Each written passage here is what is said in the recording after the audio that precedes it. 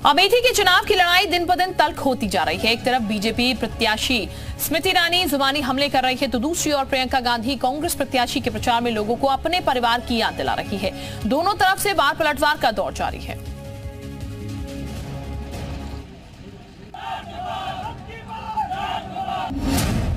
अमेठी में जबरदस्त लड़ाई।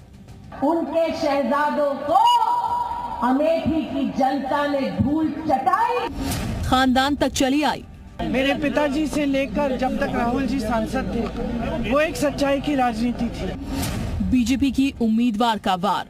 अगर सांसद 15 साल लापता रहा तो उसका क्या, पूरे खानदान का बोरिया बिस्तर बांधने की ताकत गरीब नागरिक में है। प्रियंका गांधी का पलटवार। हम झूठ नहीं बोलते, जनता को हम आके फैलाते नहीं है, गुमराह नहीं करते। अमेठी की जंग में अब आर पार और बार पलटवार का दौर शुरू हो गया है। एक तरफ कांग्रेस की ओर से प्रियंका गांधी ने मोर्चा संभाला है, तो दूसरी तरफ खुद स्मृति ईरानी मैदान में है।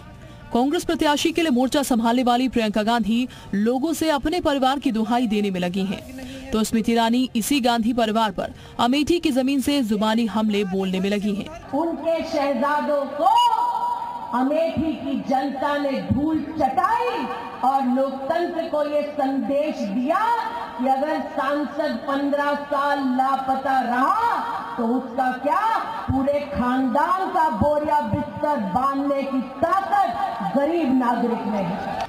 वहीं प्रियंका गांधी अमेठी से अपने परिवार के अटूट रिश्ते की दुहाई दे रही हैं। अपने पिता से लेकर राहुल गांधी तक के लिए कामों को गिनाने में लगी हैं। उसी के आधार पर वो जनता से फिर कांग्रेस को जीत दिलाने की अपील कर रही हैं।